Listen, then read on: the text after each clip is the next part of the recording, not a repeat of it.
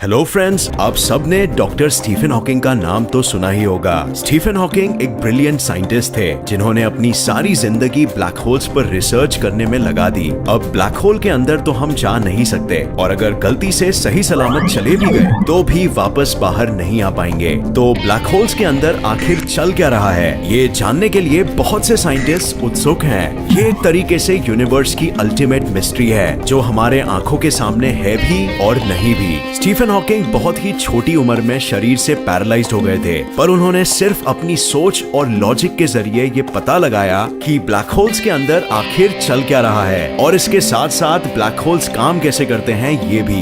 इसी कारण आज वो इतने मशहूर है क्योंकि और साइंटिस्ट इतने गहरे स्तर पर सोच नहीं पाए। तो आइए जानते हैं उन्होंने ब्लैक होल्स के फिजिक्स में क्या योगदान दिए। सबसे पहले जानिए कि ब्लैक होल्स के इर्द गिर्द एक रीजन होता है जिसका नाम है दी इवेंट होराइजन। इवेंट होराइजन एक तरीके से बाउंड्री है एक ब्लैक होल की। जब तक आप इवेंट होराइजन के बाहर हैं, आप सुरक्षित हो, पर अगर आपने इवेंट होराइजन को क्रॉस कर लिया तो आप कभी वापस बाहर नहीं आ सकते। तो स्टीफन हॉकिंग ने कहा कि चलो मैं इवेंट होराइजन पर ही गहरा रिसर्च करता हूँ कि ये आखिर कैसे काम करता है, और उन्होंने पाया कि एक इवेंट होराइजन ब्लैक होल का एक होलोग्राम की तरह काम करता है। ब्लैक होल के अंदर क्या क्या चल रहा है, ये सारी इंफॉर्मेशन इवेंट होराइजन के अंदर ही छिपी हुई है और हमें बस उसे इंटरप्रेट करना यानी समझ पाना नहीं आ रहा। हालांकि इस इंफॉर्मेशन को रीड करना बहुत ही मुश्किल है, पर उन्होंने इस इंफॉर्मेशन को रीड करके हमें एक फॉर्मूला दिया जिसकी मदद से हम ब्लैक होल के अंदर की एनर्जी जान सकते हैं, बस ब्लैक होल की सतह का एरिया पता करके। सिर्फ ब्लैक होल्स की अंदरूनी ऊर्जा यानी एनर्जी का पता चल जाने से हमें ब्लैक होल के बारे में काफी कुछ पता चल जाता है। जैसे कि आप जानते हैं by the formula E = mc²। क्योंकि मास भी एनर्जी का ही एक रूप है तो हमें टोटल मास पता चल जाता है मैटर का एक ब्लैक होल के अंदर। और इसी के साथ हमें ये पता चल जाता है कि जैसे ही एक ब्लैक होल के अंदर कुछ भी जाएगा तो उसका मास यानी उसकी एनर्जी बढ़ेगी, यानी कि उसका इवेंट होराइजन का रेडियस भी साथ ही साथ बढ़ेगा। इस एनर्जी फॉर्मूला के साथ, जो कि अपने आप में ही एक क्रांतिकारी फॉर्मूला था, पहली बार हम ब्लैक होल के अंदर क्या चल रहा है इसके बारे में बात कर पा रहे थे। इसके बाद स्टीफन हॉकिंग ने हॉकिंग रेडिएशन नाम की एक प्रक्रिया की भी खोज की। आज हमारी सबसे बड़ी प्रॉब्लम फिजिक्स की है एक ऐसी थियरी की तलाश करना जो आइंस्टाइन की थियरी ऑफ रिलेटिविटी और क्वांटम मैकेनिक्स को कंबाइन कर सके। एक ऐसी थियरी जो कि थियरी ऑफ एवरीथिंग हो। पर कोई भी साइंटिस्ट एकदम से ही किसी थियरी का निर्माण नहीं कर सकता। पहले हमें उस थियरी की कुछ झलकें मिलती है और धीरे धीरे हमें मिलती है वो कंप्लीट थियरी।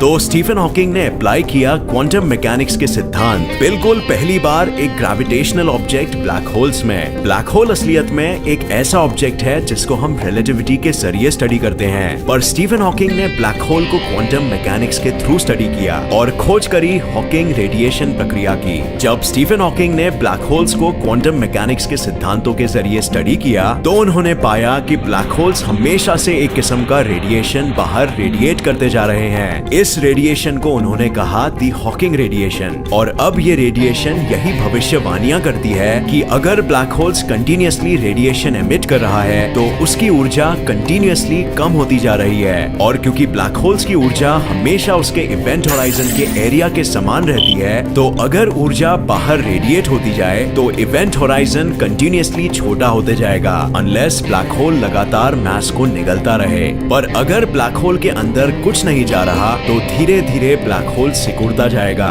और अंत में स्पेस में इवेपोरेट यानी गायब हो जाएगा। तो इसी तरीके से उन्होंने हॉकिंग रेडिएशन और अपने पहले दिए गए ऊर्जा के फॉर्मूले से ब्लैक होल इवेपोरेशन की भी डिस्कवरी की।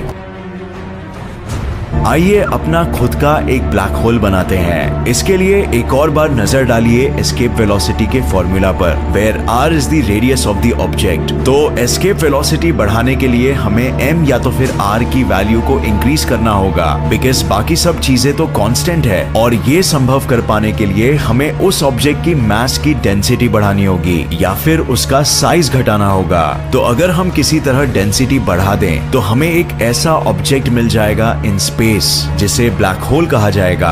अब लेकिन ये ऑब्जेक्ट जिसे हम ब्लैक होल कहेंगे ये हमें स्पेस में दिखाई कैसे देगा, क्योंकि ये खुद ही तो काले रंग का है। ब्लैक होल्स हमारे ब्रह्मांड के सबसे रहस्यमय ऑब्जेक्ट्स है। इनके अंदर क्या हो रहा है हमें ये कभी दिखाई नहीं देता, क्योंकि इनसे कुछ भी चीज बाहर नहीं निकल सकती, यहाँ तक कि एक किरण रोशनी की भी नहीं, और इसी वजह से इसे ब्लैक होल कहा जाता है। तो आखिर हम कैसे पता कर सकते हैं कि ब्लैक होल कहाँ मौजूद है? इसके लिए हम एक बहुत ही क्रिएटिव तकनीक का इस्तेमाल करते हैं। अगर स्पेस के किसी रीजन में एक ब्लैक होल होगा तो उस ब्लैक होल के आसपास की चीजों पर ग्रेविटी का भीष्म प्रभाव जरूर पड़ेगा, यानी एक ब्लैक होल के अराउंड चीजें रिवॉल्व कर रही होगी। तो अगर हमें अंतरिक्ष के किसी भाग में ऐसा दिखता है कि काफी सारे प्लैनेट्स या सितारे एक अंधेरे से इलाके के चक्कर काट रहे हैं, तो हमें अंदाजा लग जाता है कि वहां एक ब्लैक होल मौजूद है। पर फ्रेंड्स, क्या आपने एक बात नोटिस की कि ब्लैक होल से ग्रेविटी बाहर निकल रही है पर लाइट नहीं? मतलब कि जो ये ग्रेविटी का आकर्षण है ये भी तो ब्लैक होल के अंदर के मास के कारण ही तो है। तो अगर हमें किसी तरह ब्लैक होल के अराउंड ग्रेविटी का फोर्स कितना है पता चल सके, तो हमें पता चल जाएगा कि आखिर ब्लैक होल के अंदर कितना मास मौजूद है। और ऐसी ही ग्रेविटी बेस्ड तकनीक का इस्तेमाल करके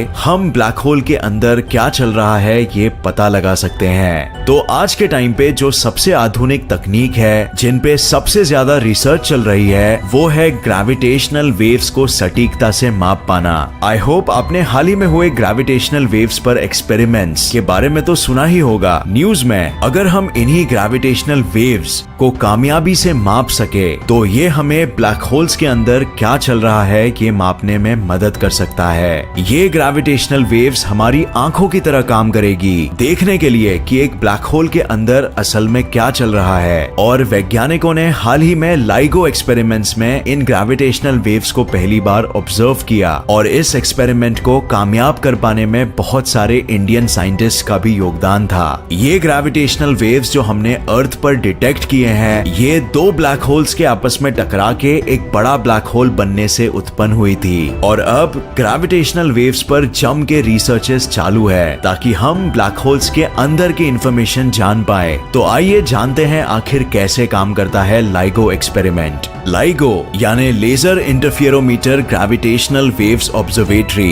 एक ऐसी लेबोरेटरी है जहां हम आधुनिक टेक्नोलॉजी के मदद से ग्रेविटेशनल वेव्स को डिटेक्ट कर पाते हैं। लाइगो एक्सपेरिमेंट्स को समझने से पहले आपको आइंस्टाइन की थियरी ऑफ रिलेटिविटी को समझना होगा। आइंस्टाइन की थियरी ऑफ रिलेटिविटी कहती है कि हमारा स्पेस एक रबर शीट की तरह है, और अगर आप इस रबर शीट पे मास रखोगे तो आपको एक कर्वेचर यानी एक कर्व्ड सी सतह मिलेगी जो कि होगी हमारी ग्रेविटी। अब जैसे जैसे इस रबर शीट पे चीजें मूव करेंगी वो एक तरह के वेव्स का निर्माण करेंगी, और यही वेव्स होंगे हमारे ग्रेविटेशनल वेव्स। इन्हीं वेव्स के वजह से हमारा स्पेस बार बार स्ट्रेच और स्क्वीज होता है, और इसका प्रभाव हम करोड़ों लाइट ईयर्स दूर तक महसूस कर सकते हैं। इन्हीं वेव्स को मापने के लिए हम एक इंटरफेरोमीटर का इस्तेमाल करते हैं। इंटरफेरोमीटर में हमारे पास दो लंबे परपेंडिकुलर ट्यूब्स होते हैं जिनकी लंबाई एग्जैक्टली बराबर होती है, और इन ट्यूब्स में एक ही लाइट सोर्स से लाइट को दो पार्ट्स में डिवाइड करके भेजा जाता है। इन ट्यूब्स के दूसरे एंड पर मिरर होता है, और जब लाइट रिफ्लेक्ट होके वापस आती है तो इसका इंटरफियरेंस ऐसे होता है कि दोनों वेव्स पूरी तरह से एक दूसरे को कैंसिल कर देते हैं। पर अगर एक ग्रेविटी वेव आती है तो इन ट्यूब्स की लंबाई बारी बारी से बढ़ती और घटती रहती है, जिसके वजह से अब ये लाइट वेव्स कंप्लीटली कैंसिल नहीं होती, और हमें पता चल जाता है कि ग्रेविटेशनल वेव्स पास हो रहे हैं। इन ग्रेविटेशनल वेव्स की मदद से हमें ये पता चल सकता है कि ब्लैक होल के अंदर क्या चल रहा है, और इनके थ्रू हम ब्लैक होल के अंदर से बाहर या बाहर से अंदर कम्युनिकेट कर सकते हैं। क्योंकि ये वेव्स स्पेस का ही डिस्टर्बेंस है तो इन पे कोई एस्केप वेलोसिटी का फॉर्मूला लागू नहीं होता।